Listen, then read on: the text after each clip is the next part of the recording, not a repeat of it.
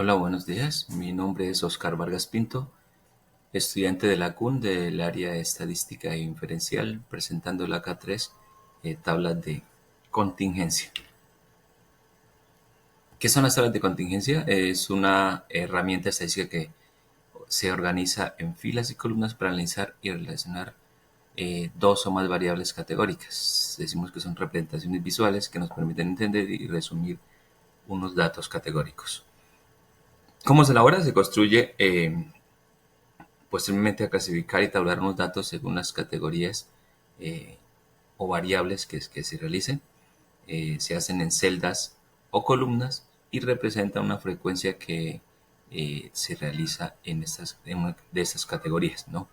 Se utiliza para analizar asociaciones, relaciones entre variables, calcular probabilidades condicionales y realizar pruebas estadísticas como el test de chi cuadrado.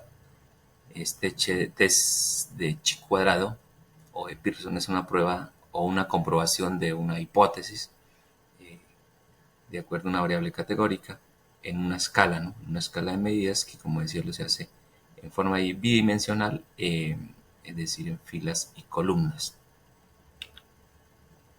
¿Quién creó las tablas de contingencia y por qué? Decimos que remontamos hacia el año 1904 por Carl Pearson. Se hacía para calcular inicialmente los porcentajes y tablas, ¿no? ¿Para qué se usan? Identificar patrones, relaciones y dependencias entre variables categóricas e incluso para tomar decisiones, ¿no? De acuerdo a una información. ¿Cómo se construye una tabla de contingencia? El paso a paso para elaborarlas. Entonces, primero pues se generan unas variables categóricas, las cuales se van a analizar.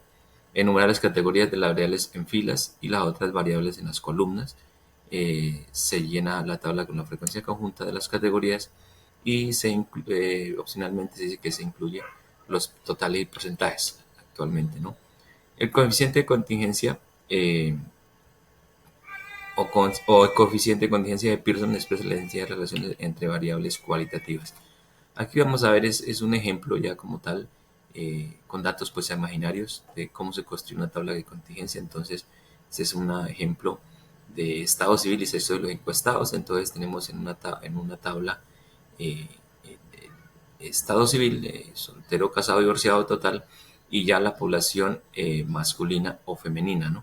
Esta es una comparación, pueden ser dos tablas que igualmente pues tenemos un total de 10, pero aquí lo que hace es correlacionarla o separarla. Es importante observar que dice que para la construcción de una tabla de contingencia, en las filas se colocan las modalidades de una variable y en las columnas la segunda variable. Aquí está un ejemplo también del anterior. Ya se ha hecho por rangos, entonces estaba como el género masculino y femenino, el estado civil, como lo decíamos anterior, este se coloca unos rangos ya de población, 18, 20, 20, 24, 24 es para llegar al mismo número pues de 10, ¿no? Decimos que las tablas de contingencia o tablas cruzadas, también se le llama, de doble entrada, permiten observar la respuesta simultánea de dos variables.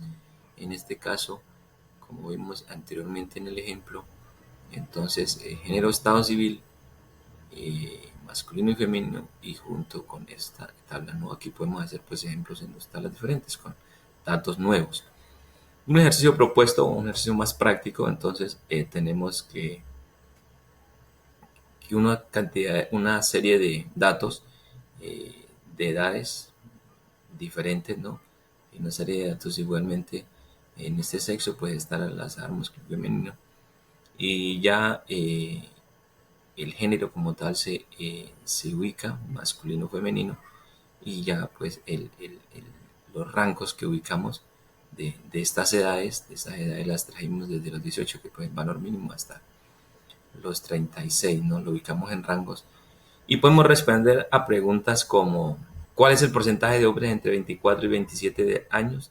Eh, Ese lo ubicamos pues en el total de esto, ¿no? Y otra serie de preguntas que nos traen, ¿no? Las podemos responder aquí. Como conclusión podemos decir que las tablas de contingencia pueden proporcionar información valiosa para comprender los datos y tomar decisiones. Esto en áreas de la medicina, la sociología, la economía, y igualmente se puede graficar